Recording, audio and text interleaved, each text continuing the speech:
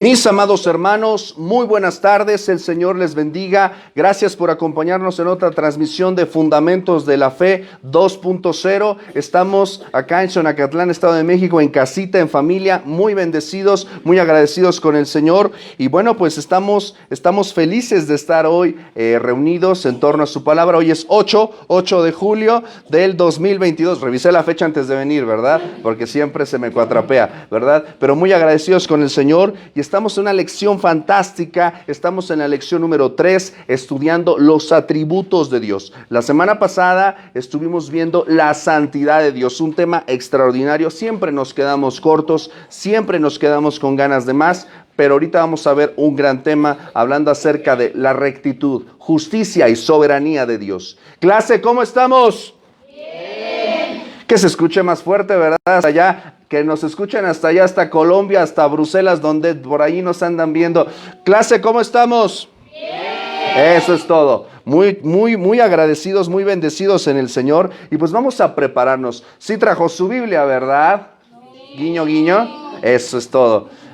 ¿Trajo su material de Fundamentos de la Fe? Sí. Eso es todo. Muy bien, y estamos listos al ratito porque vamos a tener nuestro encuentro bíblico, ¿verdad? De versículos, de localización de pasajes a través de los libros históricos. Y no, la semana pasada, ¿cómo estuvo, Wences?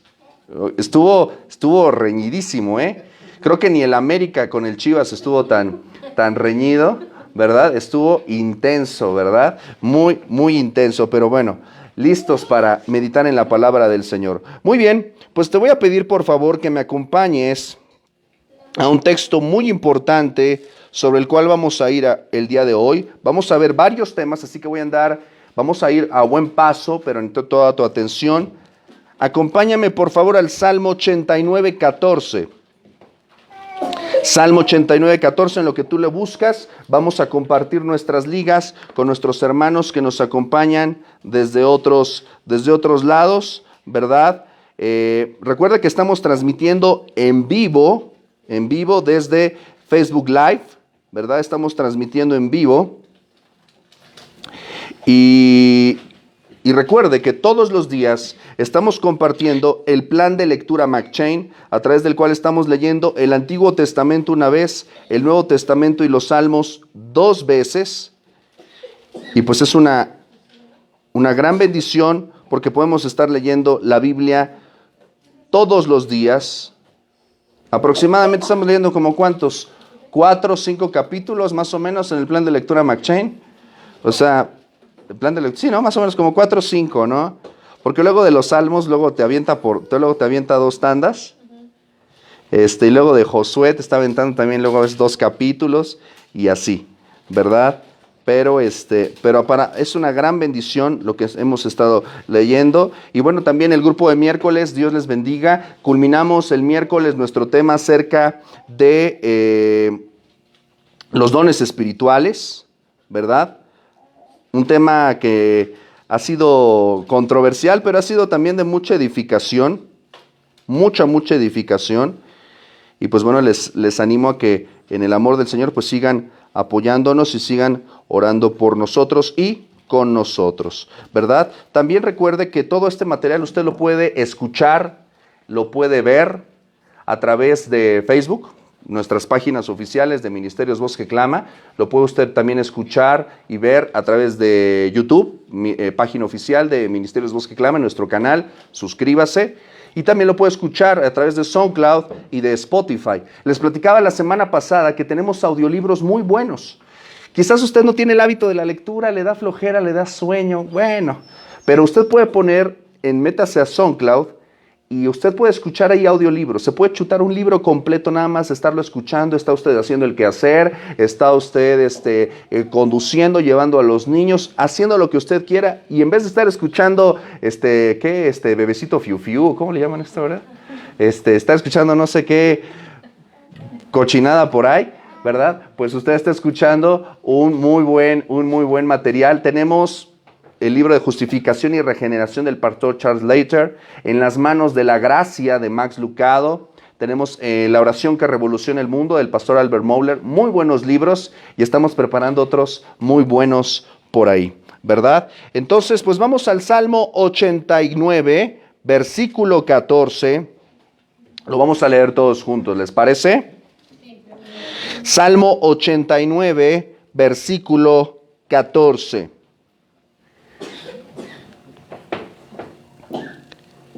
Dice así este versículo, lo vamos a leer todos juntos. Dice, justicia y juicio son el cimiento de tu trono, misericordia y verdad van delante de tu rostro.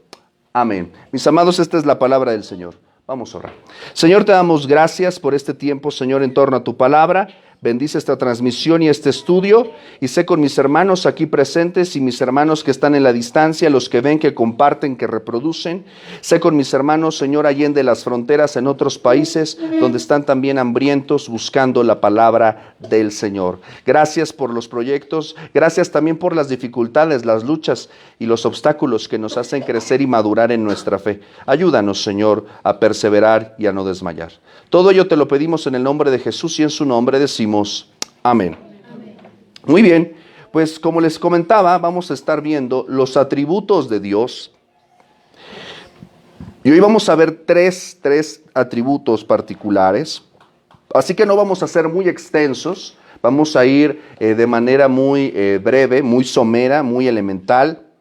Y vamos a ver algunas cosas de estas. Ahora quiero que me digan, a grandes rasgos, de la semana pasada, quiero que me digan, ¿qué es la santidad de Dios?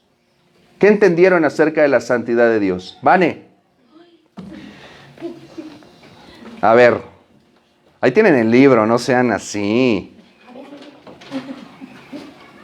A ver, Lupita, tú, platícame algo, te veo muy risueña hoy. A ver, los jovenazos que nos acompañan allá. Caballero, ¿cuál es tu nombre?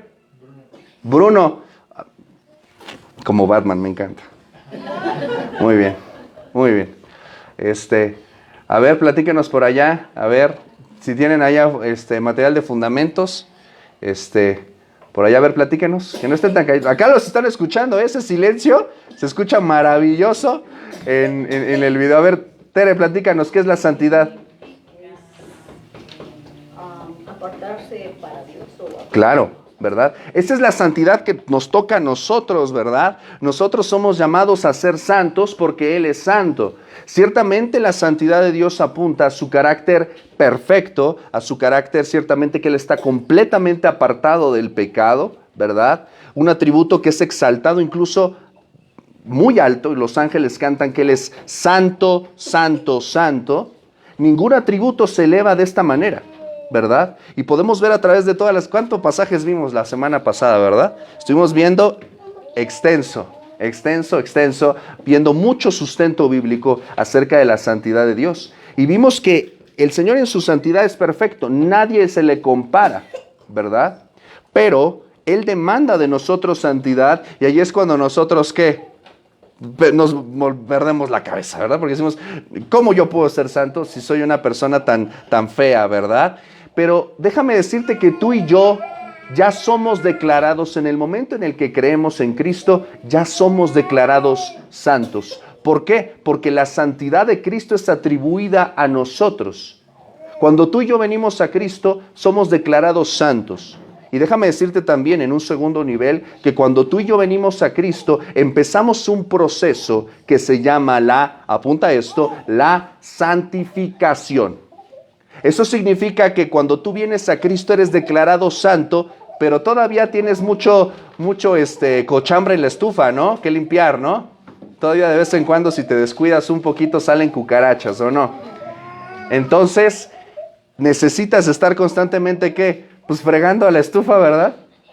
Y necesitas pues nuevamente ir a la palabra constantemente. Déjame decirte que la vida cristiana, los cristianos no son perfectos. Los cristianos están repletos de defectos. Los cristianos están repletos de errores. Los cristianos están repletos de manchas. Y quizás ningún cristiano sincero podrá decir que es perfectamente santo, pero ciertamente está en el camino de la santificación. Todo cristiano ya es declarado santo, pero está en el proceso de la santificación, se está santificando, ¿verdad? Se está cada día más apartando del mundo, apartando del pecado y eliminando cada vez muchas cosas, hábitos y conductas que no glorifican al Señor, ¿verdad? Di amén, por favor. Sí, amén, ¿verdad? Yo no estoy satisfecho con el cristiano que soy. ¿Tú estás satisfecha con el cristiano que eres? No. Ahí vamos chambeando, ¿verdad? Estamos como priista con puente. Seguimos trabajando. Todavía no está completo. Todavía no se termina. Seguimos trabajando, ¿verdad? Pero lo mejor de todo es que sí se cumplirá. Y ¿sabes qué? Déjame decirte un tercer aspecto de la santidad. Es que somos declarados santos, estás en proceso de santificación, pero un día te presentarás santo y perfecto, sin mancha, ni arruga, ni cosa semejante, porque así es el poder de Dios trabajando en ti. Te va a presentar perfecto, pero sobre todo te va a presentar santo. ¿Puedes decir amén? Amén. Eso es un tesoro para nosotros. Eso te lo dejé ahí guardadito para la semana, porque ya los veía como que ya estaban así como que con el espíritu de ya me quiero dormir. Se los voy a guardar para la próxima semana, ¿verdad? Porque es un gran tesoro. Y hoy el tema que vamos a ver, tienes la autoridad para pellizcar al de al lado.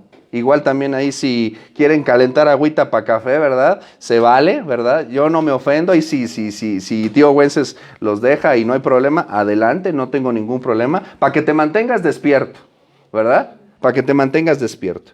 Y hoy el tema nos va a llevar a un lugar muy, muy padre. Rectitud y justicia. Y quiero que tú me digas, por favor, así, a grandes rasgos, ¿qué piensas? ¿Tú qué crees que es la rectitud? Wences, ¿qué es la rectitud? Ser sincero, honesto. Creo. Ok. Por allá, Aide. ¿Qué es la rectitud? Para ti, ¿qué es la rectitud? Ser leal. Ser leal, ok. Jessica, ¿qué es la rectitud? Aunque te escondas, no importa. Aquí nadie te ve, reina, ves. Aquí yo soy el que pongo la cara. Tú di lo que quieras. ¿Qué es la rectitud? A ver, ¿qué entiendes por rectitud? Ser sinceros. Ser sinceros, ok. Erika, ¿qué es la rectitud para ti? Pues rectitud, irse recto, derecho, ser bueno, hacer las cosas bien. Ok, hacer las cosas bien. Ok. Carlita, ¿qué es la rectitud? Oye, me agarraste. Ay, escuchas todos los estudios todos los días, hija. Pues sí, leal, honesto. Ok. Entonces, es muy importante lo que vamos a ver hoy, porque esto es un elemento muy importante que a veces nos hace tropezar un poquito, ¿verdad? A veces pensamos que Dios es como ¿qué? Como nosotros, ¿verdad? Es que Dios me está castigando. Sí, ciertamente vamos a ver un poquito acerca de la rectitud y la justicia, cómo trabaja Dios. Por eso es muy importante lo que vimos de la santidad la semana pasada. Si no lo viste, te aconsejo que lo veas, ¿verdad? Porque nos va a ayudar mucho para entender el tema del día de hoy. ¿Ok? Vamos a ver que la palabra justicia se determina del término hebreo sedeká y en el griego didaskoiune, y nos habla de su rectitud. Ahorita te voy a explicar un poquito, no te me desesperes. Y se puede definir como la perfecta armonía entre la naturaleza santa y perfecta de Dios y todos sus hechos. La rectitud es la coherencia de Dios en todos sus hechos, con sus atributos y sus actos. Es decir, Dios no se anda chueco. Dios es lo que dice ser. Si Dios dice que Él es santo, la rectitud, que es un atributo, nos muestra que Él en todos sus hechos se mantiene apartado del pecado. La rectitud es la coherencia de Dios entre su naturaleza y sus hechos. Apunta eso como una definición. La rectitud es la coherencia de Dios entre su naturaleza y sus hechos. Eso nos va a ayudar, te lo voy a tratar de hacer lo más sencillo posible, ¿verdad? Porque estamos entrando en los terrenos de la teología, ¿verdad?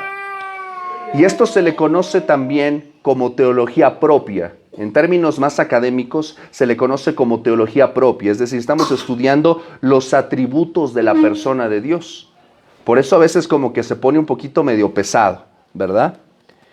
¿Me lo puede repetir, pastor, por favor? ¿Es la coherencia? La rectitud es la coherencia de Dios entre su naturaleza y sus hechos.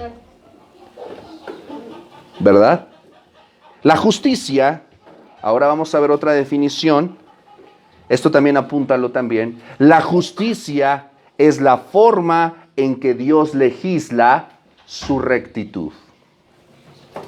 Otra definición un poco más sencilla, si quieres verlo así, de la justicia es darle a cada quien lo que le corresponde. En términos humanos, en términos seculares, ¿verdad? Podemos definir la justicia como darle a cada quien lo que le corresponde, ¿verdad? Pero hablando de la justicia como un atributo divino, podemos ver que la justicia de Dios es la forma en que Dios legisla su rectitud. ¿Eso qué quiere decir? Que no hay ninguna acción de Dios para con nosotros en la que Dios viole la justicia de su carácter y su ley. ¿Dios se contradice a sí mismo? No. ¿Acaso Dios de alguna manera en sus hechos contradice su palabra? No. Hay como que le dudaste, ¿verdad? Pero nosotros en nuestro caminar diario, a veces humanamente nuestra mente peca pensando que Dios es como nosotros y que Él se contradice de su palabra. ¿No te ha pasado que hay personas que dicen, oye, es que la Biblia dice esto, pero ¿por qué pasa esto? ¿Verdad?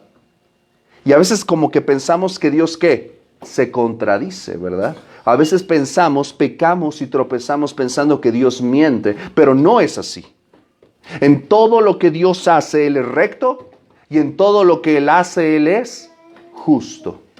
La rectitud, nuevamente, es la coherencia de Dios en su naturaleza y sus hechos, y la justicia es la forma en que Dios legisla su rectitud. Entonces no hay ninguna acción de Dios en la que Él viole su carácter y su ley en las Escrituras. Alguien ha dicho, por ejemplo, el Dr. Strong dice que la justicia es la ejecución de su santidad.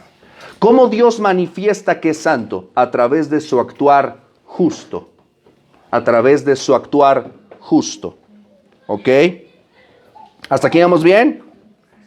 Pero fuerte para que sepa que sigues despierto, sigues despierta. Sí. Hablando acerca de la rectitud y la justicia, ¿verdad? Vimos hace rato el Salmo 84, 19. Y hay una primera frase, acompáñame con tu Biblia ahí, donde la buscaste hace rato, Salmo 89, 14. Y esta primera frase me parece fundamental de lo que está expresando aquí el salmista. Y presta mucha atención. Dice, justicia, ¿y qué? Y juicio son el cimiento de tu trono. El salmista está diciendo, por favor, esta frase es muy importante porque nos habla de este concepto que tú y yo debemos de tener acerca de quién es Dios y cómo gobierna el mundo. Vemos este mundo como está. Vemos incluso a veces las dificultades de nuestra vida, vemos el progreso de la maldad y decimos, oye, ¿dónde estás, Señor? Oye, manifiéstate, ¿no? O sea, como diría el salmista, no, levántate, Señor. Es que mi reinita me escucha todos los días, ¿verdad? Por eso yo creo que se alebresta. Sí, ¿verdad? Dice, oye, está muy gritona mi papá hoy, ¿verdad? Entonces, esa niña llorona, mil disculpas, es mi princesa, ¿verdad? Es mi princesa, está opinando en su forma, en su sentir. Y fíjate lo que está diciendo. Dice que la justicia y el juicio, o en términos de lo que estamos estudiando, la justicia y la rectitud, porque la justicia ahí está. Pero, ¿qué se necesita para que la justicia se efectúe? Se necesita el juicio. ¿Sí me estoy explicando? Porque las leyes ahí están, ¿no? Las leyes de Dios, las leyes de los hombres ahí están, pero ¿cuál es el problema? Que a veces, ¿qué? No se aplican, ¿verdad?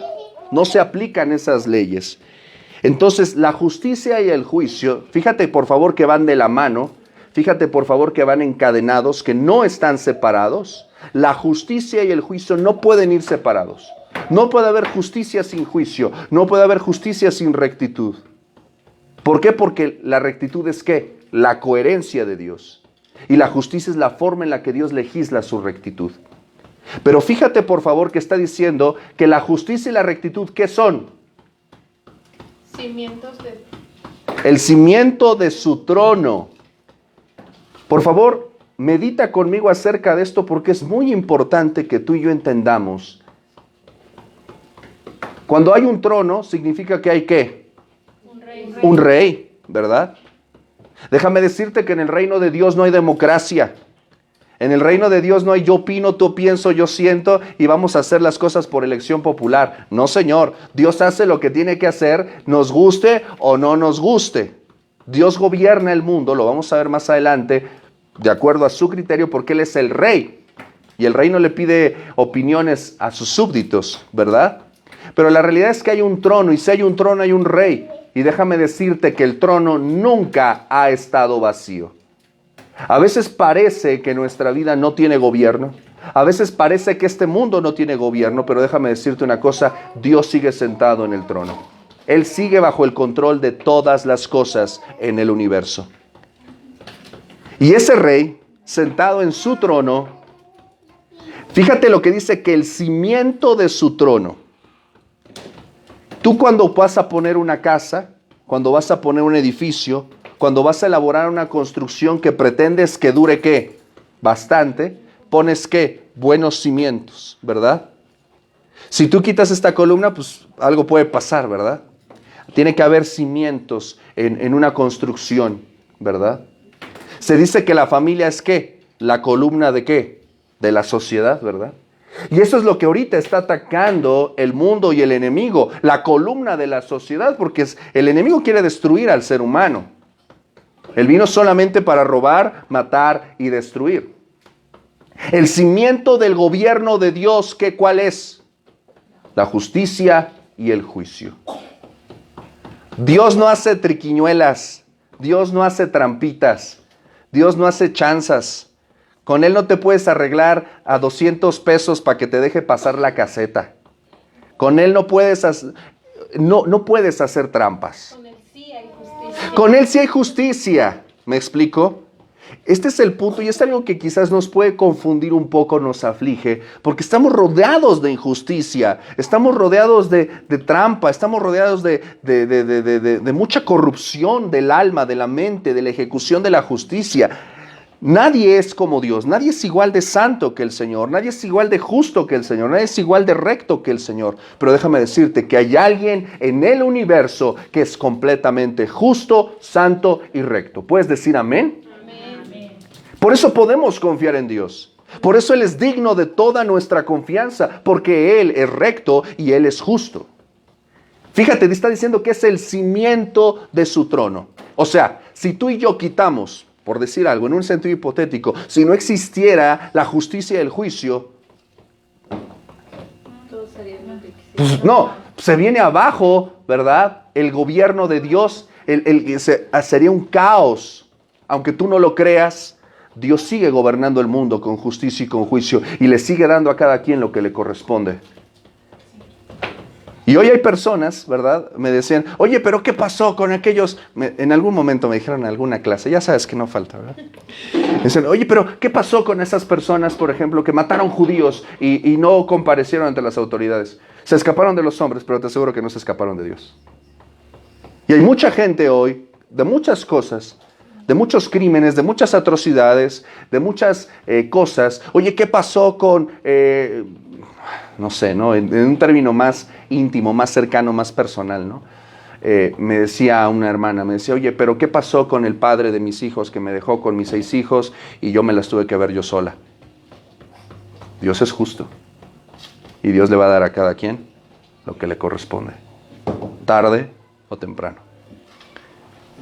Él no se tapa los ojos, Él no se tapa las orejas y dice, ay, ¿qué pasó aquí? No, el cimiento de su trono, de su gobierno omnisciente, omnipotente, es la justicia y el juicio. Nunca olvides eso. Dios es justo y Dios es recto. Por ejemplo, el Salmo 119, 137, nuevamente vuelve a enfatizar el salmista que justo, dice, justo eres tú, Jehová, ¿y qué? Rectos tus juicios. Por favor, observa, vamos a ir un poquito a la gramática, y vas a observar que cuando se habla de la persona del Señor, se dice que Él es ¿qué? Justo, pero la forma en que legisla su justicia, la forma en la que manifiesta su justicia, dice que son ¿qué? Sus juicios, ¿cómo son? Rectos, ¿verdad? Dijimos que la rectitud es ¿qué? La coherencia entre los actos y la naturaleza de Dios, ¿verdad? Fíjate por favor que aquí está distinguiendo que Él es justo y sus juicios, es decir, la ejecución de la justicia, es ¿qué? Recta, ¿verdad? ¿Hasta aquí dudas, preguntas? 50 dices, me las guardas al ratito, ¿sale?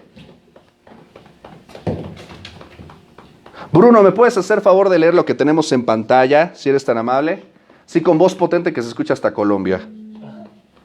Acerca de la rectitud y la justicia, la Biblia nos muestra la rectitud de Dios en su justicia. Acerca de esto, la Biblia nos muestra, acerca de la rectitud y la justicia de Dios, dos cosas. Nos muestra a Dios como juez, legislador y rey. Fíjate lo que dice Isaías 33, 22. Este texto es muy importante porque nosotros vivimos en este país, mejor conocido como México. Sí, aquí desciende la nube, ¿verdad? Aquí en México, tierra bendita de Dios. O en términos más técnicos, Estados Unidos mexicanos, ¿verdad? Sabemos nosotros que hay gobierno, no como el que quisiéramos, pero hay gobierno, ¿verdad? Pero la realidad es esta, fíjate, y esto es muy importante, me gustó muchísimo y quiero que tú lo abraces también. La forma en la que gobierna el mundo, se gobiernan las familias, los hombres, son una mirada defectuosa y obviamente pecaminosa y caída que trata de emular el gobierno de Dios. Si no hay gobierno, hay anarquía. Si en tu casa alguien tiene que tomar las decisiones, en tu casa alguien tiene que decir esto no se puede hacer, porque si no, ¿qué va a pasar? Pues es un relajo, ¿verdad? Y se tienen que dividir, ¿qué? Las obligaciones, las tareas, ¿verdad? Tiene que haber gobierno, tiene que haber una cabeza, ¿verdad? Dices, yo sé que mi marido es la cabeza, pero a veces yo tengo que pensar por él, ¿verdad? Hay un proverbio griego que escuché por ahí. Las mujeres van a decir amén.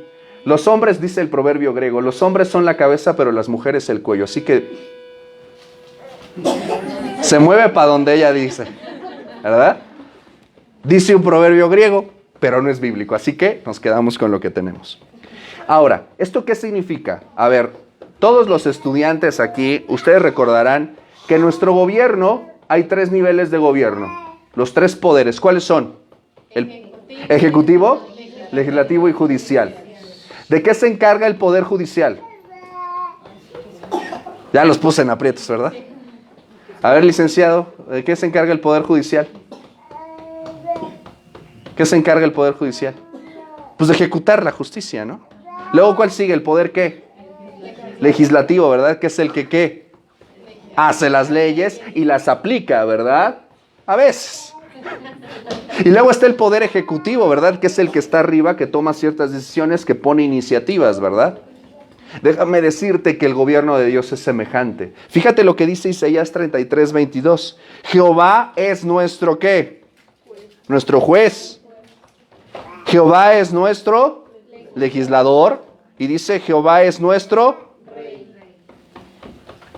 O sea, en el Señor encontramos el gobierno perfecto. Él es nuestro poder ejecutivo, legislativo y judicial. Dice, Él mismo nos salvará. La Biblia nos muestra que en Dios encontramos el gobierno perfecto. Otro aspecto que podemos ver a través de las Escrituras, y ahorita préstame atención con ese punto número 2, porque vamos a desglosarlo, es decir, la rectitud de Dios en su justicia, en su ejecución y distribución. Ok, Ya sé que Él encarna, Dios encarna al juez, Dios encarna al legislador y Dios encarna ¿a quién? Al rey. Él es ese cuerpo de justicia que le encarna. Incluso fíjate, hasta podremos decir que este texto nos habla de la Trinidad, ¿verdad? Es una mirada trinitaria acerca de esto. Pero ¿cómo ese juez, cómo ese legislador y cómo ese rey ejecuta y distribuye la justicia? Hay unos textos de Primero de Reyes 8, del 31 al 32, y Segundo de Crónicas 6, del 22 al 33. Te lo puse aquí porque son prácticamente lo mismo. Ambos, tanto el capítulo 8 de Primero de Reyes como el capítulo 6 de Segundo de Crónicas, nos están hablando del mismo evento de la dedicación del templo por parte de Salomón. Y Salomón en su oración y en la dedicación del templo, él está recordando que Dios es justo y que Dios es recto. ¿Sale? Pero fíjate lo que está diciendo aquí. Si tú quieres buscar los textos, adelante, si no yo te los voy a leer. Pero aquí dice algunos énfasis. Salomón recuerda acerca de la rectitud de Dios en su justicia lo siguiente. Y dice el texto: si alguno pecare contra su prójimo y le tomaren juramento haciéndole jurar y viniere el juramento delante de tu altar en esta casa, o sea, cuando se presenta una situación de injusticia y se viene el momento de comparecer ante la justicia, ¿qué es lo que hace Dios? Dice, ¿tú qué? Tú oirás desde el cielo, es decir, que Él está atento, Él escucha el clamor de la injusticia y dice ¿qué? Tú oirás desde el cielo y actuarás. Tienes que decir amén a eso. El Señor escucha y actúa. Él no es como tú y como yo que escuchamos y nos hacemos patos, ¿verdad? Nos hacemos como que alguien nos habla, ¿verdad? No, el Señor escucha y actúa. En la ejecución de la justicia el Señor escucha y actúa y dice que y juzgarás a tus siervos. Él aplica la justicia, ejerce juicio. Fíjate lo que va a decir. Dice, juzgarás a tus siervos, condenando ¿a quién? Condenando al impío. Sí sabes quién es el impío, ¿verdad? Es decir, la persona que practica la impiedad. O en términos bíblicos, pues los malos, ¿no? Aquellos que no aman a Dios y no viven bajo su ley y le desobedecen. Dice que Él condenará al impío y hará ¿qué? Dice, haciendo ¿qué? Recaer su proceder sobre su cabeza. ¿Por qué esto es importante que lo desglosemos? Porque está diciendo literalmente que el Señor va a declarar a esta persona injusta, es decir, va a establecer una condena. Hay una sentencia, pero también dice que le va a hacer ¿qué? Va a hacer recaer su proceder sobre su cabeza. ¿Eso qué significa? En términos legales, ¿eso qué significa? Una persona puede tener sentencia, pero todavía no estar pagando esa sentencia. ¿Sí me estoy explicando? ¿Qué es lo que está pasando aquí? El Señor está dictaminando la sentencia y está ¿qué? Aplicándola. ¿Sale? Ahora, esto es lo que va a hacer para ¿con quién? Con el impío, ¿verdad? Con el impío. No con el limpio, con el impío. El limpio no. El limpio está limpio. Se fue a bañar. Pero luego muestra el otro lado, la otra persona que sufrió el agravio. Dice que, y justificando al justo, y te lo puse ahí con mayúsculas, ¿con qué propósito? Para darle conforme a su justicia. ¿Notas, por favor, que el Señor aquí está aplicando la ejecución y la distribución de su justicia? ¿Sí? ¿Sí, amén? Entonces, vamos a ver que con el impío declara una sentencia y la aplica. Pero con el justo, fíjate lo que está diciendo, dice, justificando al justo. Quiero que apuntes, por favor, este concepto que te voy a decir. Justificar es declarar justo. Es la acción legal de Dios de declarar justos a los injustos. La justificación es declarar justos a los injustos. Cuando vas a ver la palabra justificando o justificar, es un término teológico muy importante en la cual Dios, que es el legislador, el juez y el rey, está dictaminando, está emitiendo un decreto celestial diciendo que tú eres justo, aunque no lo seas. Si tú vas a la escuela, Isaac, ¿en qué año vas? Quinto. ¿De primaria o de secundaria? De primaria. De primaria. Ya terminaste, ya saliste, ¿no? ¿Cuánto sacaste? ¿Cuánto sacaste?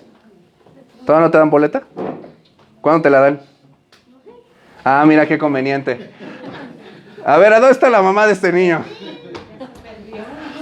¿Cuándo le dan la boleta? Todavía no sé. Todavía no le dan, ok. 22 de julio. Si tú, Isaac, no vas todo el año, no haces tareas, pero tú presentas un examen o vas con la maestra o el maestro y él te pone, tú le pones estuviste enfermo, tuviste una percance todo el año, no pudiste ir, lo que sea. Digo, un cuadro hipotético. Pero tú vas al final de año y tú vas con tu argumento y el profesor o la profesora dice, ok, va, pasaste todo el año. Aunque no fuiste en todo el año, no hiciste ni un solo trabajo, no hiciste absolutamente nada por tus fuerzas, por tus méritos. No te ganaste esa calificación, pero la maestra te pasa con 10. Eso es justificar. Es la declaración divina de que tú eres justo. ¿Qué hiciste tú para tu justicia? Nada. Pero Dios, ¿quién puede contradecir a la maestra? No, ¿verdad? Ella, sí, nada más la SEP, ¿no? Nada más la SEP. Pero si la maestra o el maestro está diciendo, yo lo quiero pasar, yo le voy a poner el 10. ¿Qué le haces ahí? Pues nada, ¿no? Dices, oye, está padre, ¿no? Pero esto es a lo que quiero llegar con la justificación. La justificación es el decreto divino de que tú eres justo. Solamente por la fe. Pero, fíjate esto, dice que Él justifica al justo para darle ¿qué? Conforme a su justicia. Es decir, así como con el impío va a recibir lo que le corresponde en justicia, el justo también va a recibir lo que le corresponde en justicia. Le va a dar conforme a su justicia. Es por eso que tú y yo, como hijos de Dios, hemos sido declarados justos por los méritos de Cristo. ¿Amén? Pero tú y yo tenemos que esforzarnos en obediencia para recibir las bendiciones de su justicia. ¿Sí me estoy explicando? Por eso es muy importante que tú no te confíes solamente en lo que ya recibiste, sino te esfuerces por seguir honrando al Señor. Esto es muy importante. Acerca de la rectitud y la justicia, te dije que prestáramos mucha atención a la distribución y la ejecución, porque vamos a hablar de dos categorías. Ahorita lo acabamos de ver, ¿sale? La justicia retributiva y la justicia remunerativa. No te me asustes con los términos, es muy sencillo y te lo voy a explicar. La justicia retributiva es aquella en la que Dios aplica e inflige castigo y disciplina por la desobediencia y rebeldía a su ley expresada en las Escrituras. Es decir, Dios está dando lo que le corresponde a los que faltan a su ley y a los que, dice que, da castigo y disciplina. ¿Dios castiga? Sí, porque Él es justo. Cuando es necesario, sí. Pero también fíjate que dice que Dios, ¿qué? Disciplina. La disciplina no necesariamente es castigo, no necesariamente es destrucción. ¿Tú disciplinas a tus hijos? Pero no es con el fin de destruirlos, ¿me explico? Sino es con el fin de ¿qué? Corregir, exacto. Nosotros debemos de cambiar nuestra forma de ver la justicia. Porque cuando a ti te toca disciplina, te enojas, te molestas, haces tu berrinche y dices, ay, qué malo, ¿por qué a mí? Pero déjame decirte que cuando se aplica la disciplina en tu vida, debes de darle gracias a Dios porque estás siendo corregido para mejorar. Dios disciplina a sus hijos, pero no para destruirlos, sino para que mejoren. Pero ciertamente aquellos que deliberadamente desobedecen al Señor, hay consecuencias y esas no las podemos evadir, porque Dios es justo. Acerca de la justicia remunerativa, quiero que veamos rápidamente estos pasajes, los voy a leer y tú me vas a acompañar. Isaías 5, Isaías capítulo 5, versículos del 10 al 11. Dice el texto: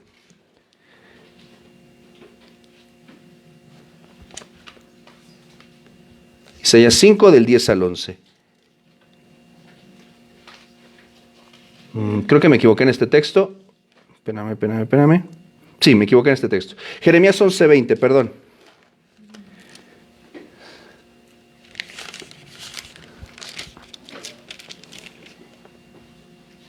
Fíjate lo que dice el texto. Jeremías capítulo 11, versículo 20 dice: pero, oh Jehová de los ejércitos, que juzgas ¿con qué?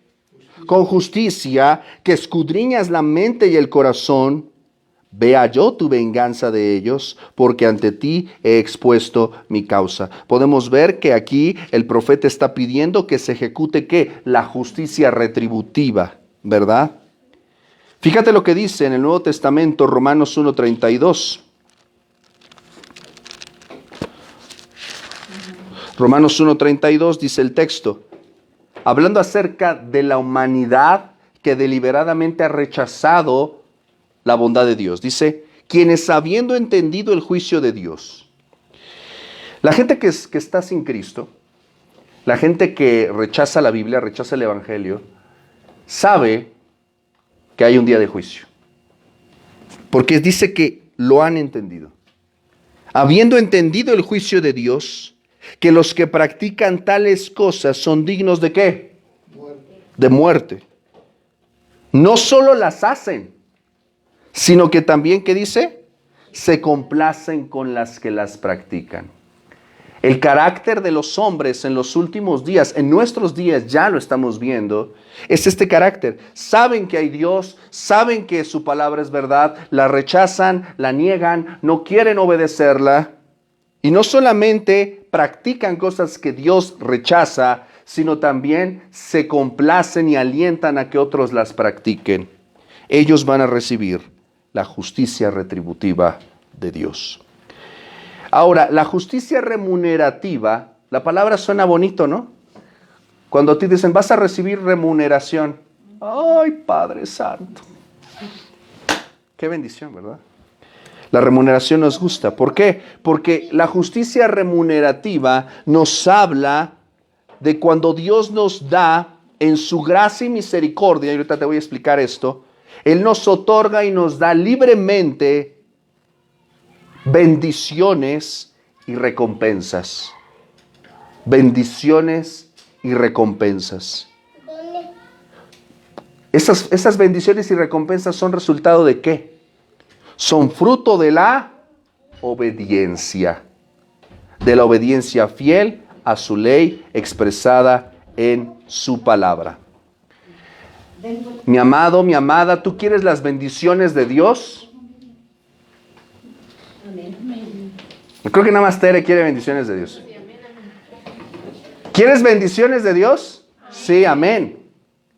El Señor nos está diciendo que Él te las da cuando tú obedeces a su palabra. Hay bendición en la obediencia, nunca lo olvides. Hay bendición en la obediencia. Tú recompensas a tus hijos cuando hacen las cosas bien, ¿sí o no? Si tú y yo, como dice el Señor en el Evangelio, si tú y yo siendo malos sabemos dar buenas cosas a nuestros hijos, ¿cuánto más nuestro Padre Celestial nos la dará si tú y yo se las pedimos y le obedecemos? Pero fíjate por favor lo que te estoy diciendo aquí. Él nos da y nos otorga libremente bendiciones y recompensas. ¿Dios debería recompensarnos por obedecerle? Pues no, no debería. ¿Por qué no? Porque eso es lo que tenemos que hacer, ¿no? O sea, Está como, nuevamente vuelvo a los ejemplos escolares, ¿no? Me decía mi esposa, ¿no? Me decía, nosotros teníamos que ir bien en la escuela. ¿Por qué? Porque sus papás le decían, pues es tu obligación. O sea, no me puedo poner de, voy a sacar 10 si me compras mis tenis Nike, ¿eh? No, te los voy a comprar porque soy buena onda, pero no porque te los tenga que comprar. No es obligatorio. ¿Sí me estoy explicando? Cuando Dios nos promete recompensas, no es porque Él tenga la obligación de darnos algo, sino Él porque Él quiere motivarnos. Pero no debería hacerlo. Cuando Él nos da bendiciones, no es porque esas bendiciones sean paga, sino porque Él es bueno y te da. Y si tú lo agradas, si tú lo complaces como padre, pues Él te bendice. Él se regocija cuando sus hijos viven en obediencia y te bendice. Pero no olvides esto, todo es por gracia y todo es por su misericordia. Todo es por gracia y todo es por su misericordia. Déjame decirte que después de que estudiemos los atributos de Dios, tu mente va a cambiar mucho acerca de lo que piensas, acerca de tu conducta y tu pensar delante de Dios. Deuteronomio capítulo 7, versículo 9, dice lo siguiente. Deuteronomio 7, 9, dice el texto. Conoce pues que Jehová tu Dios es Dios, Dios fiel, que guarda el pacto y la misericordia a los que le aman y guardan sus mandamientos, ¿hasta qué? 1000 generaciones.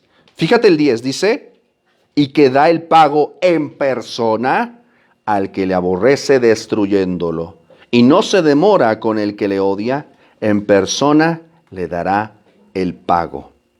Es decir, que el Señor ama a los que guardan sus mandamientos. Acompáñame a Salmos 58, 11.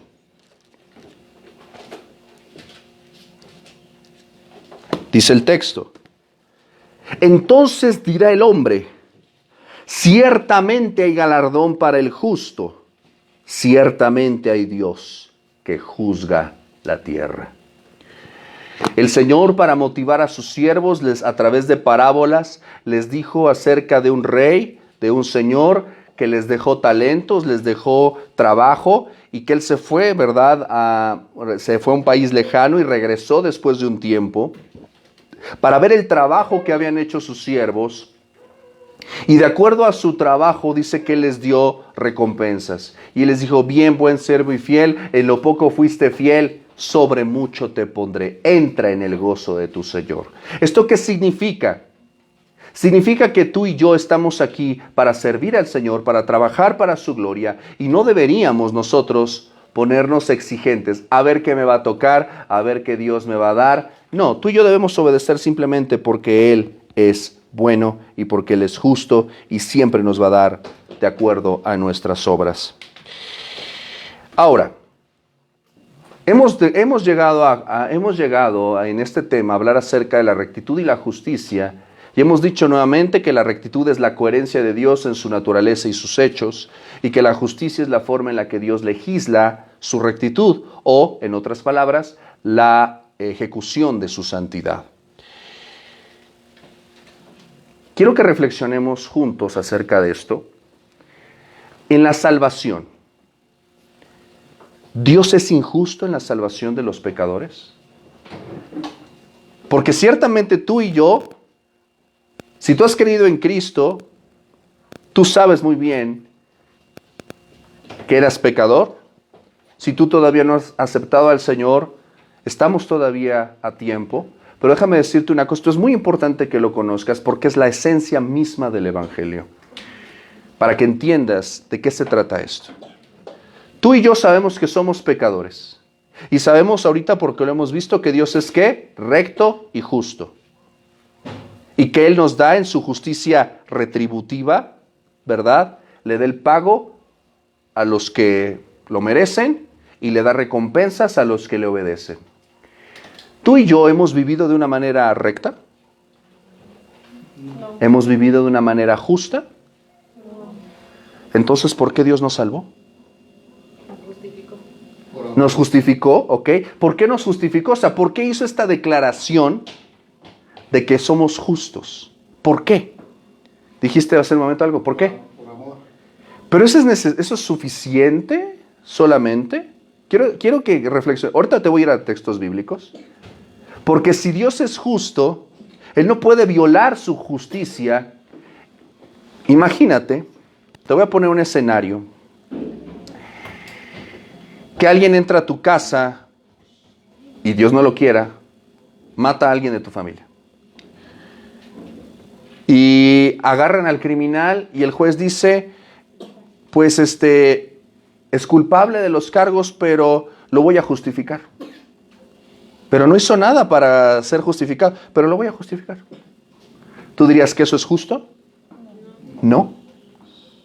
¿Cómo nosotros, siendo tan pecadores como somos, tan malos como somos, Dios nos justifica? ¿Gracias a qué? O gracias más bien, ¿a quién? Esto es muy importante.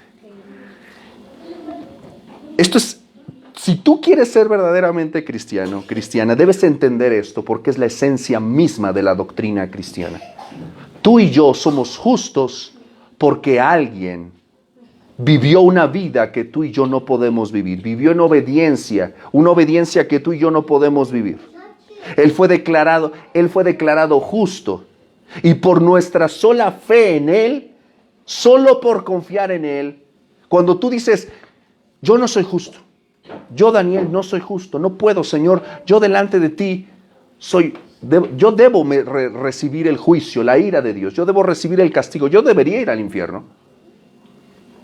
Pero le suplico misericordia, me arrepiento de mis pecados y le pido al Señor Jesús, que por los méritos de Él, no por los míos, yo reciba justicia. Es por Él que tú y yo seguimos aquí vivos. Es por Él que tú puedes... ¿Qué hicimos antes de empezar la clase? ¿Qué hicimos? Orar. ¿Sabes por qué Dios nos escucha? ¿Por qué tendría que escucharnos? Porque oramos en el nombre de Jesús. Se lo pedimos por Él. Y es por Él que Él nos responde. Es por Él que podemos entrar a su presencia. Es por Él que podemos leer la Biblia. Es por Él que podemos acceder a la presencia del Señor. Es por Él, no por nosotros.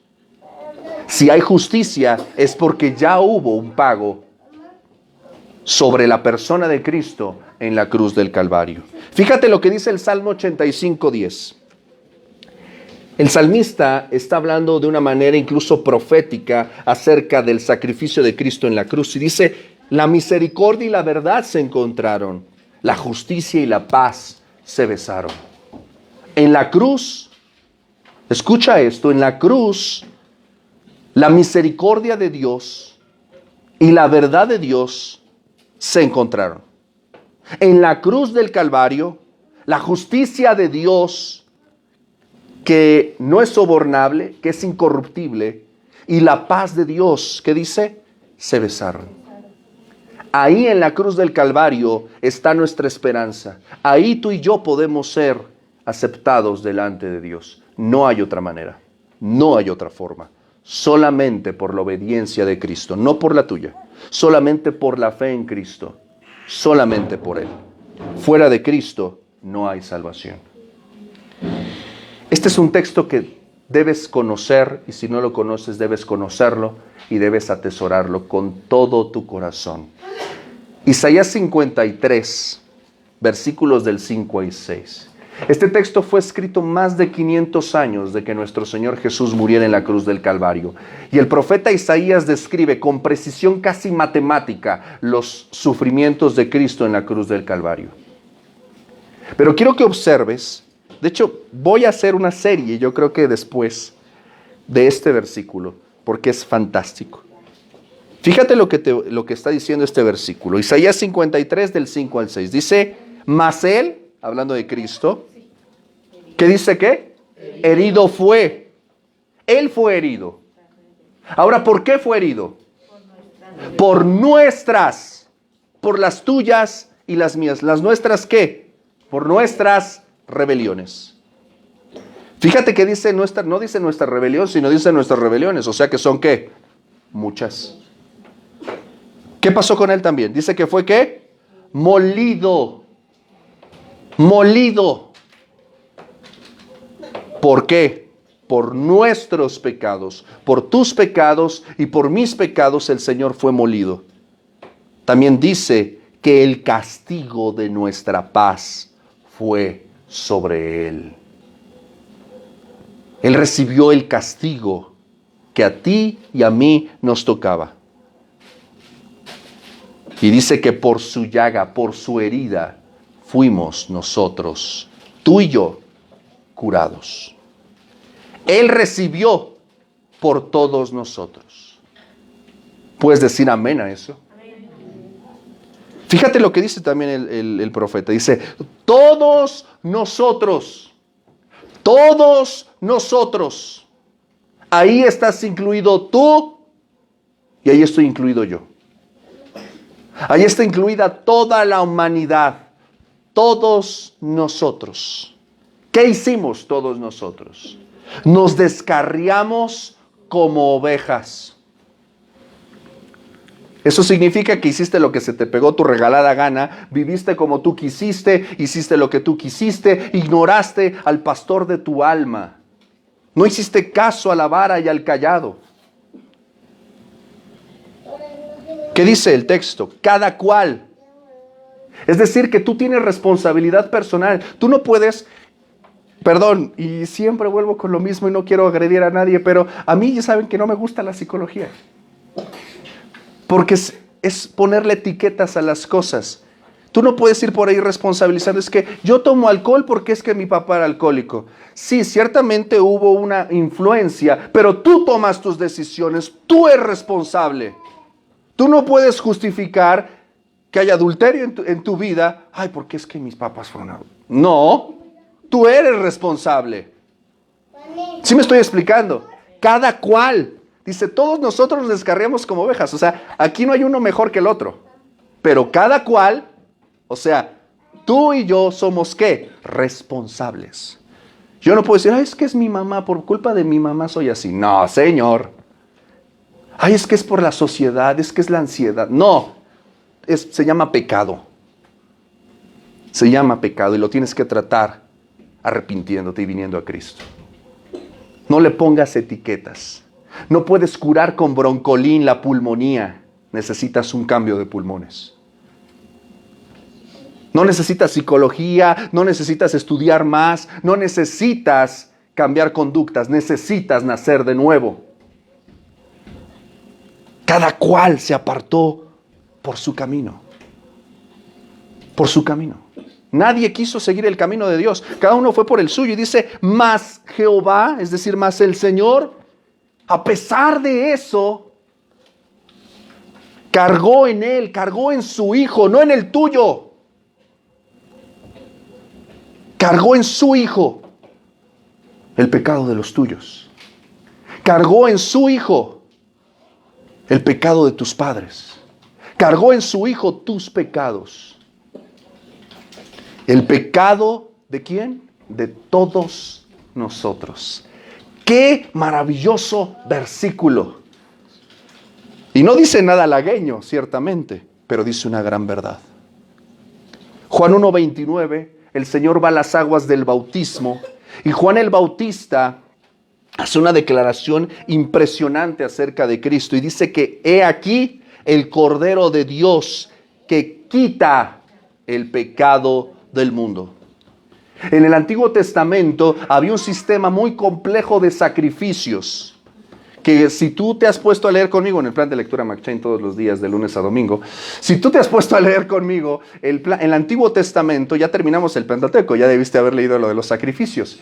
Y ciertamente te das cuenta de que era algo muy complejo. Tú no podías llegar y acercarte al Señor como te acercas hoy día. Tenías que ir con ofrenda, con tu holocausto, con las manos llenas, ¿verdad? Porque para acercarse al Dios Santo alguien tenía que morir.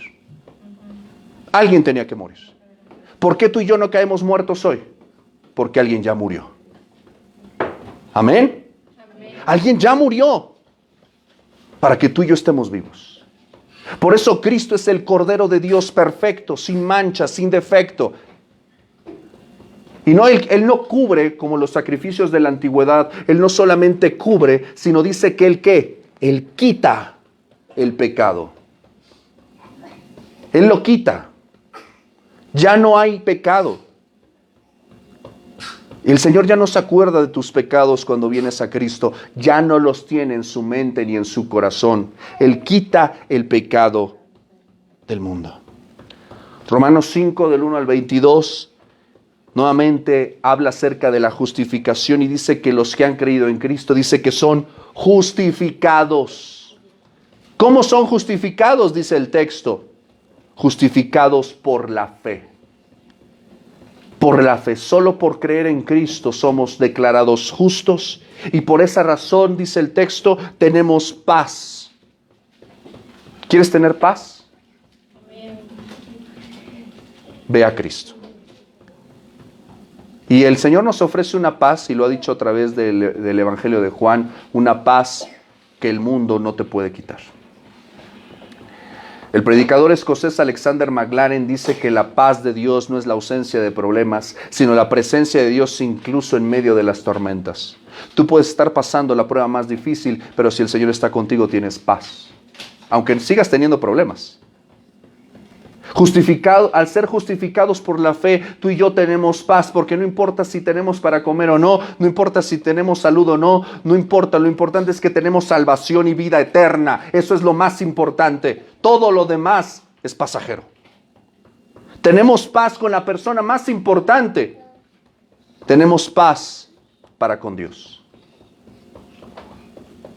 Y esa paz solamente pudo ser ganada, dice, por medio de nuestro Señor Jesucristo. Que no se olvide que la paz del cristiano con Dios solamente es por medio de Cristo. Y es por medio de Cristo, dice el texto, que tenemos entrada por la fe, nuevamente, a esta gracia en la cual estamos firmes. El cristiano no pierde su entrada al cielo. El cristiano no pierde su entrada a la gloria. No pierde su comunión con el Señor por Él mismo. Dice el texto que por Él tenemos entrada y una entrada firme. Si tú estás en Cristo, te quedas en Cristo, porque Él es justo y Él es recto. Él no cambia de opinión. Él no es como tú y como yo, como le hacemos con el marido, con la esposa, ¿verdad? Hoy cambié de opinión. Ya no te quiero. Ya me peleé contigo. No. El Señor hace un pacto con nosotros, eterno y duradero, y podemos gloriarnos. ¿Dios es injusto en la salvación de los pecadores? Por supuesto que no. Porque toda la justicia de Dios se descargó sobre la persona de su Hijo. Lo que a ti y a mí nos tocaba, se descargó sobre Él. Es por eso que podemos gozar de justicia. Porque es por Cristo que tenemos justicia. ¿Puedes decir amén? Amén. De ninguna manera Él es injusto. De ninguna manera. Quiero que te quedes con esto porque es una declaración más concisa de lo que te acabo de decir. Si quieres apuntarla, puedes hacerlo. Dice, en la cruz del Calvario se revela la máxima expresión de la santidad, la rectitud, la justicia de Dios. ¿Por qué? Porque en la cruz Él, que es absolutamente santo y justo, es decir, que está en total oposición al pecado, ahí en la cruz, ¿qué hizo? Lo juzgó y lo castigó con todo su furor por medio de los sufrimientos de nuestro Señor Jesucristo. Ahí en la cruz se muestra quién es Dios. Toda su justicia, toda su santidad, pero también toda su misericordia, su gracia y su compasión. Ahí en la cruz fue satisfecha toda la justicia y la rectitud de Dios. Tú y yo ya no tenemos que hacer absolutamente nada para entrar al cielo, excepto creer. Cristo ya lo hizo todo. Cristo ya hizo todo por nosotros. Ya no tienes que pagar. Ya no tienes que hacer nada, ya no tienes que ir de rodillas a ningún lado, ya no tienes que lacerarte la espalda, ya no tienes que hacer nada. Solamente confiar en Él. solamente confiar en Él. Necesitamos solamente para acercarnos a Él por la fe en Cristo, solamente podemos acceder a la justicia por eso. Por la fe en Jesús, Dios, por su gracia, nos da, o en términos más académicos, nos imputa su justicia y su rectitud. Lo voy a poner en términos que yo sé que te van a gustar. ¿Tienes cuenta bancaria? No. ¿Alguien tiene aquí cuenta bancaria? No quiero que me des el número de tu tarjeta, nada más. ¿Alguien tiene aquí cuenta bancaria? Ok, dime un banco, el que sea. Banamex. Imagina que tú tienes una cuenta en Banamex, tienes tu tarjeta y pues no tienes lana, ¿no? Está vacía, nada más te dieron el plástico. Estás en cero, estás menos 2 pesos, ¿no? Tu cuenta de justicia está en ceros. ¿Cuánto crees que es la cuenta del Señor en su justicia y su rectitud? ¿Cuánto crees que hay en la cuenta bancaria del Señor de su justicia y su rectitud? Él es infinitamente rico en justicia y rectitud y santidad. Elon Musk, Carlos Slim y ¿cómo se llama este personaje? Huicho Domínguez se quedan cortos. No hay personas más ricas que Dios en justicia y en rectitud. Ahora imagínate nada más que ese Dios rico en justicia y rectitud te hace un depósito de toda su justicia y de toda su rectitud a tu cuenta bancaria. Imagínate que tú llegas a tu cajero y pues nada más hay para recordarte que no tienes nada, ¿no? Y luego ves la abundante rectitud y justicia depositada en tu cuenta solo por creer en Cristo. Amén. Vale la pena estar con Cristo. Vale la pena. ¿Hasta aquí dudas, preguntas de la rectitud y la justicia? ¿No? ¿Seguros? Hasta el video lo pueden ver 3 veces, ¿eh? Rápidamente, vamos a ver este último tema. La soberanía de Dios. ¿Alguien me puede decir qué entiende por soberanía? El otro caballero de allá, ¿cuál es tu nombre? Ernesto. ¿Cuántos años tienes? 10. La palabra soberanía, ¿qué te suena? ¿Un reino? Ok. Jessica, ¿qué te suena la palabra soberanía?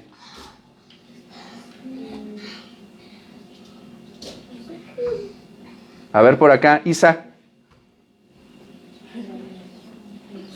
Soberano, pues como con poder, como... Ok, con poder. A ver. ¿Alto? Está en lo alto. Ah, ok. Está encima, ¿no? Está muy alto. Ok. Ok, Wences. Es poder, alguien que tiene poder, o que es alguien que es superior. Ok, alguien que tiene poder, alguien que es superior. Ok. Hablando acerca de la soberanía de Dios, la palabra soberano nos habla de alguien que es, ciertamente, como ustedes lo mencionan, alguien que es supremo, alguien que tiene más autoridad, que tiene más poder, que es superior en posición o autoridad, ¿verdad?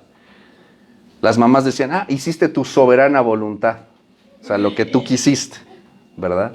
Lo que tú te autorrecetaste, ¿verdad? La soberanía de Dios se puede definirse como el ejercicio de su supremacía. ¿Eso qué significa? En la Edad Media hubo 2 personajes llamados, el uno Martín Lutero, el reformador alemán, y el otro fue el humanista Erasmo de Rotterdam, y ambos compartieron correspondencia acerca de el libre albedrío y la responsabilidad humana. Y en estas cartas que ellos escribieron, Lutero le decía a Erasmo que su concepto de Dios era demasiado humano. A veces, cuando nosotros hablamos de la soberanía de Dios, tropezamos porque pensamos que Dios, al que lo conocemos, le podemos doblar el bracito con nuestros caprichos y sentimientos. Hoy existe una corriente de pensamiento espiritual o teológico muy errado que piensa que tú puedes decretar, que tú puedes manipular al Señor y decirle lo que tú quieres y lo que tú deseas y Él va a acceder. Solamente porque dicen que pues como somos hijos de Dios o hijos del Rey, Él está obligado a hacer lo que nosotros deseamos o queremos. Y no hay una doctrina más peligrosa que esta, porque contradice a la soberanía de Dios. A veces suponemos que su omnipotencia es un cuento y que el diablo puede desbaratar a sus antojos los designios de Dios. Así a veces es de pobre nuestro entendimiento acerca de la soberanía de Dios. El Salmo 93:1 inicia con una declaración extraordinaria y dice: Jehová reina. No está diciendo que el hombre reina y a veces Dios. No está diciendo que Satanás y Dios reina. ¿Has visto esas películas medio hollywoodescas que dicen, es que el diablo y Dios hicieron una apuesta por los hombres y están ahí forcejeando? ¿De dónde se sacan eso? No, el diablo no está en control de nada. Dice el texto que el Señor reina. No dice que las circunstancias reinan. No dice que los hombres reinan. No dice que los gobiernos reinan, no dice que el coronavirus o las pandemias o lo que tú quieras y mandes reina. Dice que Dios reina, Él está en el trono y Él ejerce gobierno perfecto. La soberanía de Dios se ejerce de manera absoluta y universal y está en todas las Escrituras. Él no es solamente un soberano imaginario. No es como tú y como yo que vamos a Burger King y nos da nuestra corona de papel y ya nos sentimos el rey. Y cuando sales de ahí tu corona no vale nada. No, Señor. ¿Verdad? La corona del Señor muestra que Él es la autoridad y no haya otra persona más alta que Él. Él cumple todo lo que decreta. Porque Él no es hombre para que mienta, ni hijo de hombre para que se arrepienta. La Biblia dice que Él está por encima de todas las autoridades. Él es Rey de reyes y Señor de señores. ¿Me regalas un poquito de agua?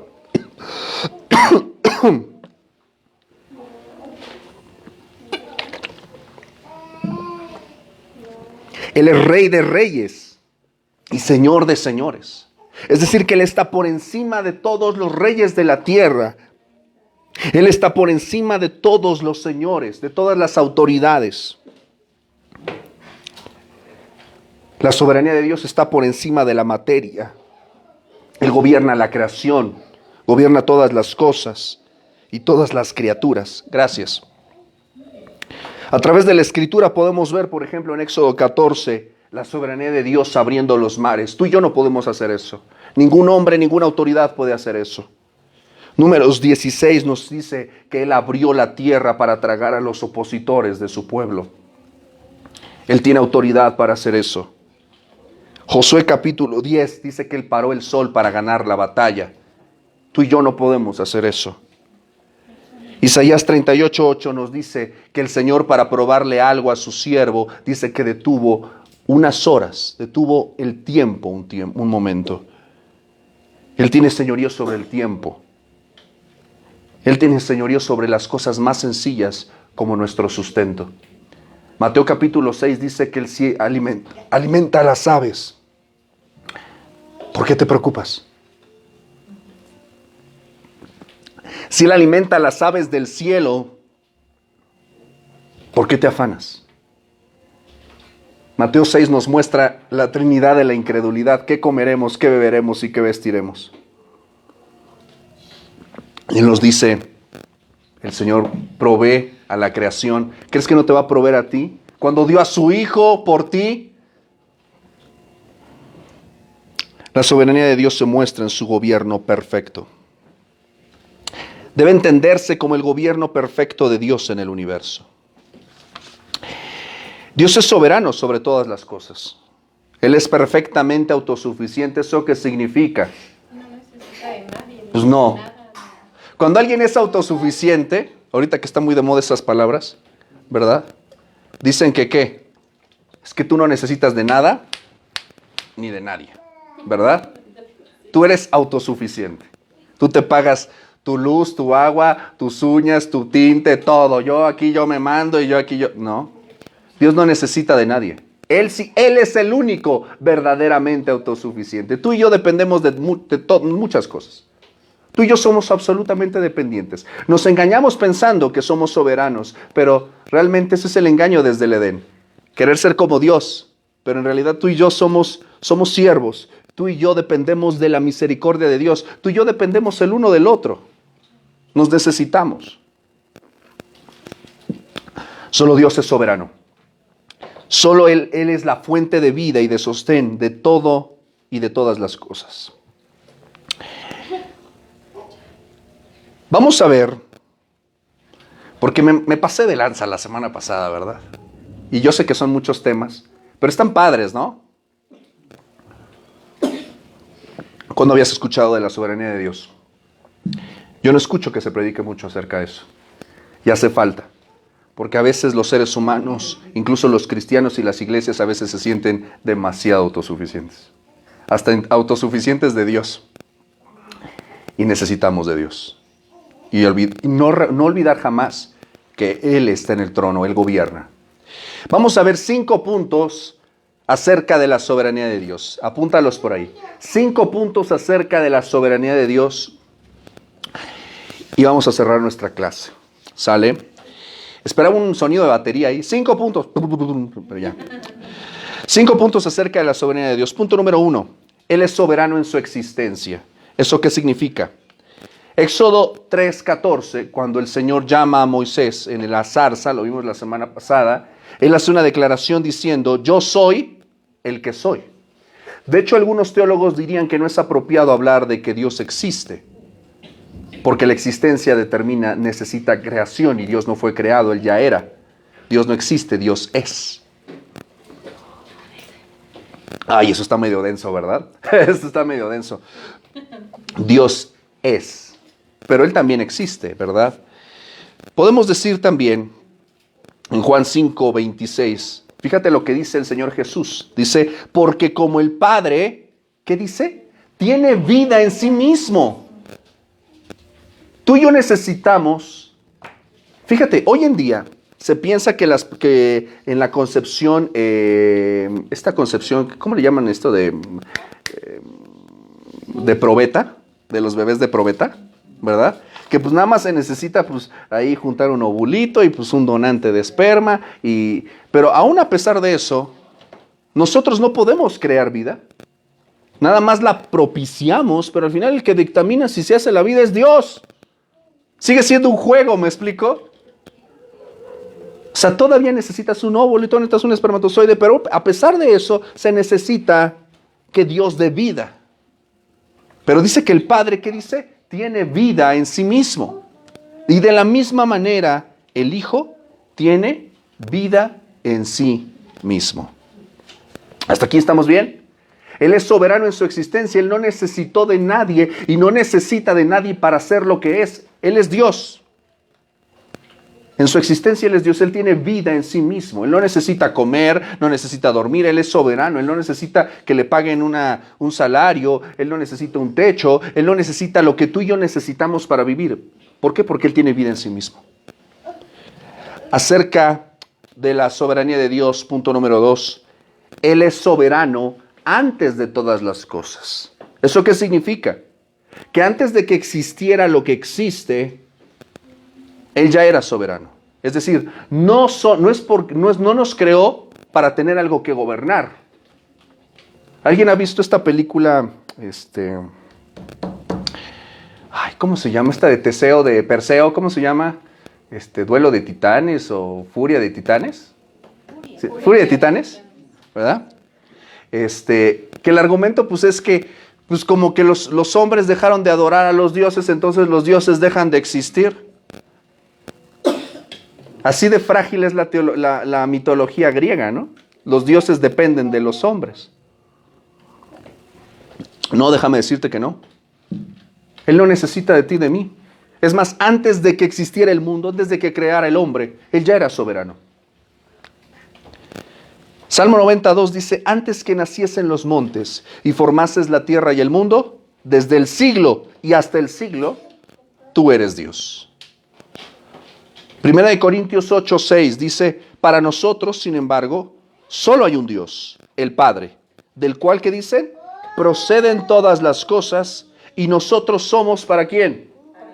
Nosotros somos para Él. Un Señor, Jesucristo. Déjame decirte que la palabra Señor, apunta a eso, la palabra Señor o Kyrios en el griego significa que Él es el amo. Y cuando hay un amo, entonces hay ¿qué?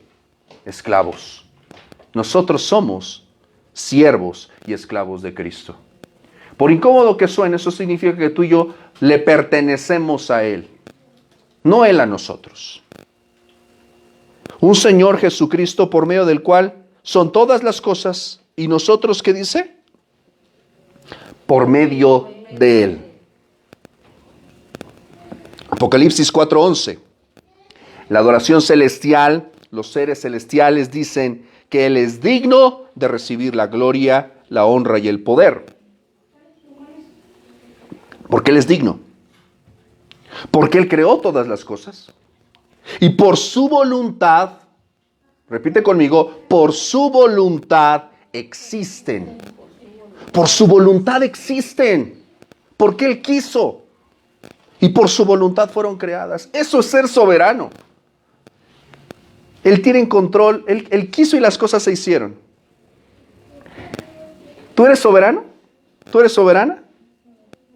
¿Las cosas que tú quieres se hacen? Tú dices, no, no, ¿verdad? Tú quisieras que las cosas se hicieran, ¿qué? A tu manera, a tu tiempo, pero después te das cuenta de que, pues no, tú no eres soberano. Dios solamente dijo que se haga y se hace. Él es tan soberano que solamente necesita hablar. Así de simple. Acerca de la soberanía de Dios, punto número 3, dice que Él es soberano sobre todas las cosas. Esto puede parecer obvio, pero es muy importante que lo reflexiones. Romanos 11:36 es uno de mis versículos favoritos, porque dice que porque de Él, es decir, que le pertenecen, por Él, es decir, que por medio de Él, y para Él, es decir, dedicado a Él, son todas las cosas. Y en hebreo o en el griego o en el idioma que tú quieras, todo significa todo. De Él, por Él y para Él son todas las cosas. Y termina con una maravillosa doxología diciendo, a Él sea la gloria por los siglos. Amén. Colosenses 1:16, Pablo dice, porque en Él fueron creadas todas las cosas. Es decir, que las cosas creadas no fueron creadas para ti, fueron creadas para Él. Las que hay en los cielos, las que hay en la tierra, las que son visibles, las que son invisibles, tronos, dominios, principados, potestades, todo tipo de gobierno, poder, autoridad, todo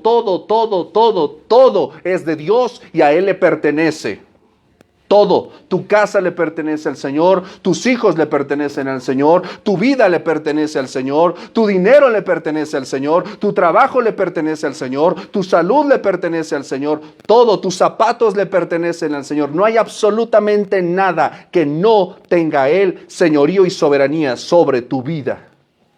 Nada, absolutamente nada. ¿Hasta aquí vamos bien? Punto número 4, Él es soberano en su persona. Es decir que Él gobierna todas las cosas, Él gobierna todo el universo, pero ¿qué también que se gobierna? A sí mismo. Tú y yo somos llamados a ejercer espiritualmente dominio propio. ¿Por qué? Porque a veces hablas lo que no debes de hablar, piensas lo que no debes de pensar, sientes como no debes de sentir, sales de control, ¿verdad? Tú no tienes dominio sobre tu persona. Deberíamos de tenerlo con la ayuda del Espíritu Santo. Pero el Señor es soberano sobre Él mismo incluso. Fíjate lo que dice. El Señor es soberano en su mente, es decir, en sus pensamientos. Él gobierna lo que Él piensa. Dice Romanos 11 del 33 al 35. Oh profundidad de las riquezas de la sabiduría y de la ciencia de Dios. Cuán insondables son sus juicios, inescrutables sus caminos. O sea, ¿quién los puede entender? ¿Quién los puede profundizar? Nadie. ¿Quién entendió la mente del Señor? Nadie. ¿Quién le aconseja? ¿Quién fue su consejero? ¿Quién le dice, oye Dios, deberías hacer esto? Nadie. ¿Quién le dio a él primero? ¿Quién le dio una idea? Oye, ¿te puedo pasar este tip? No. ¿Quién le dio a él primero para que fuese recompensado? Nadie. Dios es soberano en su mente. Dios es soberano en su voluntad. Daniel 4:35. Dice el profeta que todos los habitantes de la tierra son considerados como nada. No porque no valgan, sino porque es Dios quien les da su valor, no el hombre el que vale por sí mismo. Fíjate lo que dice, y Él hace según su voluntad en el ejército del cielo y en los habitantes de la tierra, y no hay quien detenga su mano y le diga, ¿qué haces? No hay absolutamente nadie que le diga a Dios, oye, ¿qué estás haciendo? Detente. No, Él hace lo que quiere cuando Él sí puede hacer lo que quiere. Él es soberano en su poder. Salmo 115:3. Nuestro Dios está en los cielos. Todo lo que quiso, lo ha hecho. Él tiene todo el poder para hacer lo que Él quiera. Él es soberano en su consejo, en su opinión. Dice el texto, Isaías 46:10. Aquí habla el profeta, dice que anuncio lo por venir desde el principio, desde la antigüedad lo que aún no era hecho, y que digo, mi consejo permanecerá y haré todo lo que quiero. Él no le anda preguntando a la iglesia, oigan, ¿me dan permiso de hacer? ¿Hacemos una votación? ¿Hacemos una junta? No, Señor. Ahí no hay voto mayoritario. Las masas pueden opinar lo que sea. Dios va a hacer su consejo prevalecerá, porque Él es soberano. ¿Sabes qué es lo maravilloso de todo? Que Dios es soberano también en su amor. Lo dijimos hace un momento. Tú y yo nos merecemos las recompensas, nos merecemos las bendiciones. ¿Dios está obligado con nosotros? No. Cuando Dios dice que nos ama, ¿Él está obligado a amarnos? Es que tú me amas, Señor, y por eso tienes que... No. Él no está obligado a amarnos. Él nos ama porque quiere amarnos. No hay en nosotros nada digno de inspirar ese amor. ¿Sí me explico? No hay en nosotros nada que sea digno de ese amor, pero Él nos ama porque Él ha querido amarnos. Fíjate lo que dice Oseas 14:4. Yo sanaré su rebelión, los amaré ¿de qué? De pura gracia, porque mi ira se apartó de ellos. Él nos ama porque quiere amarnos, porque es soberano en su amor. Último punto acerca de la soberanía de Dios. Él es el primer y el último soberano, es decir, que no hay otro como Él, no hay alguien que se le compare, no hay alguien que rivalice con Él. Apocalipsis 1:8 dice, yo soy, el Señor está hablando aquí, dice, yo soy ¿qué? El alfa y la omega. Este es un concepto muy interesante que presenta Apocalipsis, y él utiliza, el apóstol Juan, con la inspiración divina, utiliza una imagen para que lo entienda el mundo gentil, el mundo griego de aquel entonces. El alfa y la omega es la primera y la última letra del alefato griego. Como decir ahora, yo soy la A y la Z. Yo soy el 1 y el 0. Yo soy lo primero y lo último. Dice, el principio y el fin. El que es decir, el que existe ahorita, el que era, el que ha existido desde siempre, y que dice, el que ha de venir, el Todopoderoso. ¡Qué maravillosa declaración! Él es el único. Nuevamente, Apocalipsis 21:6 dice, hecho está, yo soy el alfa y la omega, el principio y el fin. Él nuevamente nos asegura que Él es el primero y el último. Apocalipsis 22:13 dice, yo soy el alfa y la omega, el principio y el fin, el primero y el último. No hay otro. Por eso, mi amado, mi amada, cuando tú y yo le damos a otra persona, le damos a otra actividad, le damos a otra cosa, sea persona o sea lo que sea, la gloria más que a Dios, le estamos faltando a Dios porque no hay otro como Él. No hay otro Dios, solamente hay uno, y es el Señor. Él es el primero y el último, no hay otro. Por eso nosotros le debemos a Él total adoración, total obediencia. Quiero concluir en resumen acerca de esto. Para resumir, quiero que me digas, por favor, ¿qué es la rectitud? La rectitud es que hacemos que está bien. Ok. A ver, porque yo sé que fueron muchos conceptos, fueron 3 atributos, ok.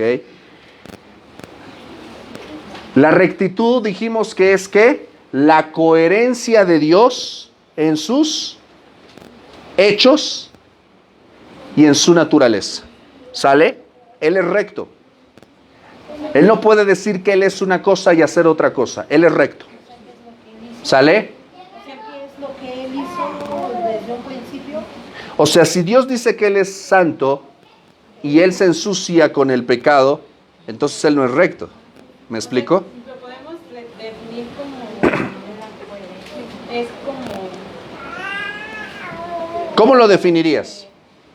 ¿Cómo lo definirían? A ver, Bruno, dinos, ¿cómo lo definirías? o sea que los actos de la rectitud son los actos de Dios que no se ¿cómo se dice? Que no se contradicen. Ahora, recordemos que la rectitud es un atributo de la persona de Dios.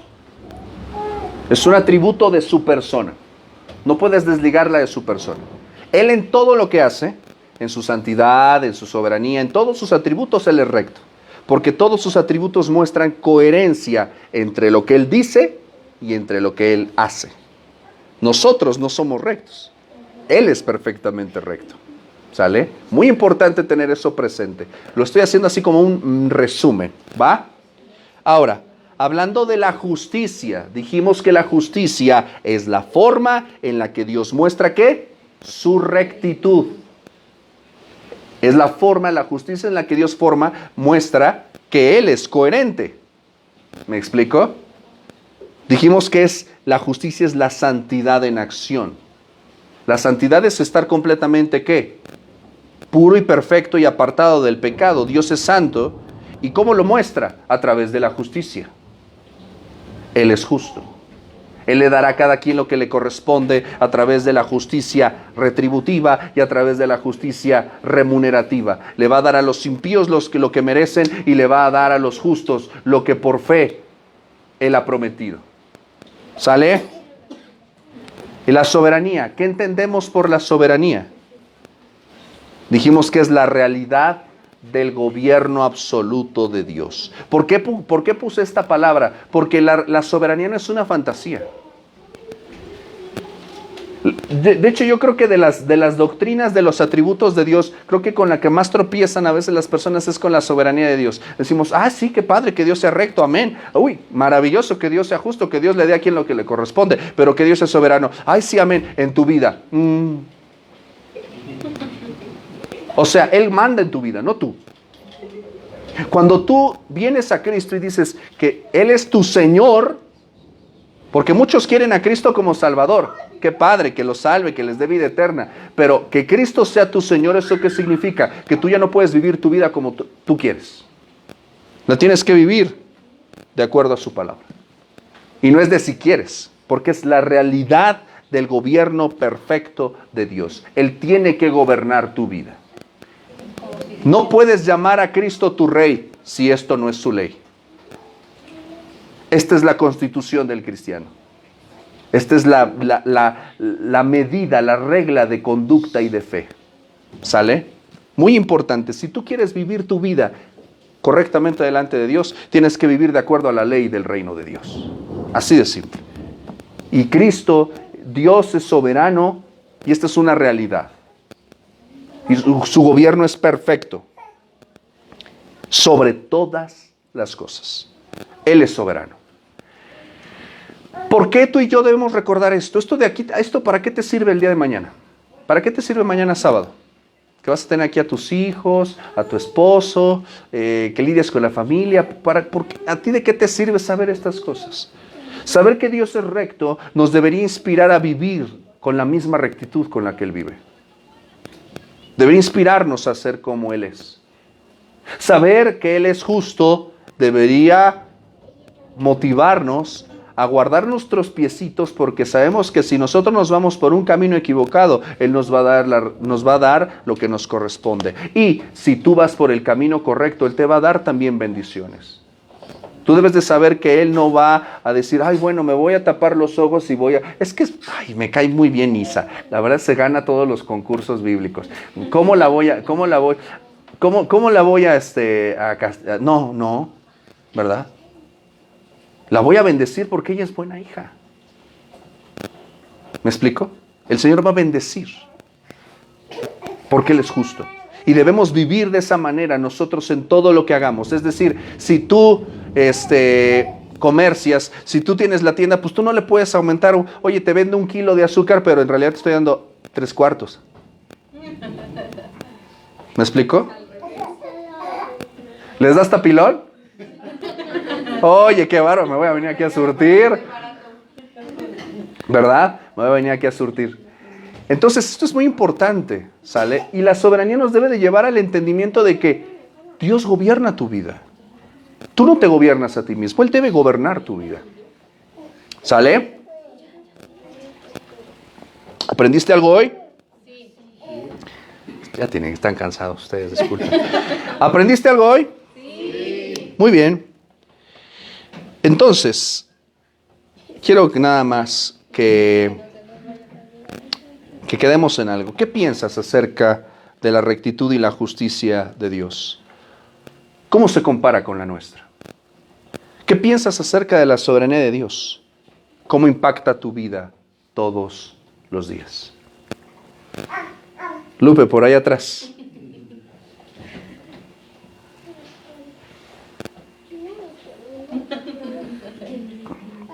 Échale. Bueno, ¿qué pienso de la justicia, de la rectitud y justicia Sí. de Dios? ¿Cómo se compara con la nuestra? Pues que la nuestra no alcanza a llegar a lo que Dios es. Pues nos falta mucho para llegar a ese nivel que pues Dios es. Entonces, pues ahora sí que necesitamos trabajar, ¿no? Claro, ok.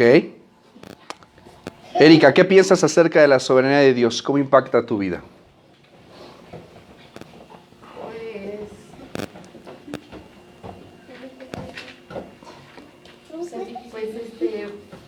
Fuerte. ¿Ay?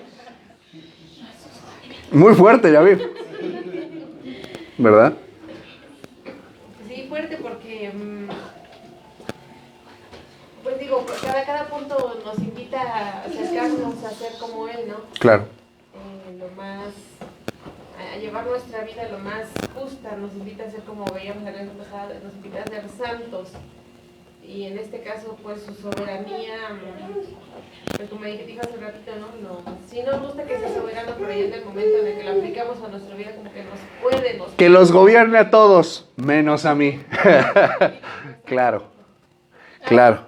Bueno, yo Sí. quiero dar mi punto de vista en esa, no sé si esté bien. A ver, Por échale. ejemplo, o sea, sabemos que la soberanía de Dios pues es todo, que Él gobierna todo, ¿no? Claro. Todas las cosas y todo. Digamos, por lo que yo pasé, a veces es difícil porque tú no lo aceptas, piensas, a veces dices, pero ¿por qué si Él era mío?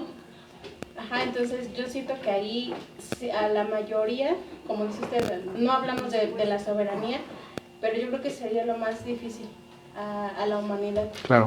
Porque pensamos que todo es nuestro, que nosotros podemos con todo, y realmente no. Y sobre todo la soberanía nos pega en una parte en la que todos tropezamos, que es en el orgullo.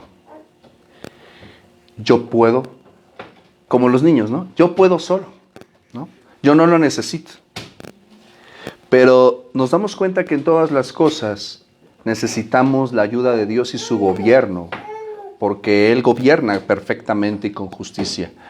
Entonces, sí, es una de las doctrinas más, cuando la escuchamos decimos sí, amén, pero cuando decimos Deja que gobierne tu vida. Y no deja, porque tú no dejas. Esto también es una enseñanza bastante es antibíblica. Eso de deja que Él entre a tu corazón y deja que Él gobierne. No.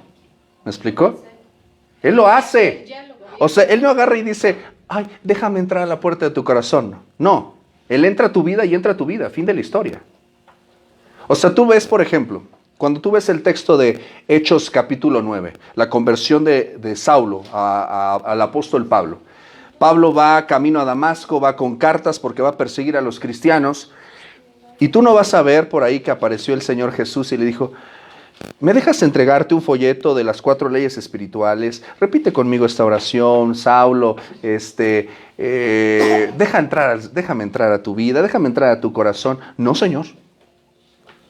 ¿Qué fue lo que pasó, Wences? Lo cegó una luz, o sea, se le apareció Jesucristo. Y nada más. ¿Y qué pasó? ¿Se quedó en el caballo? No, cayó. ¡Sopas!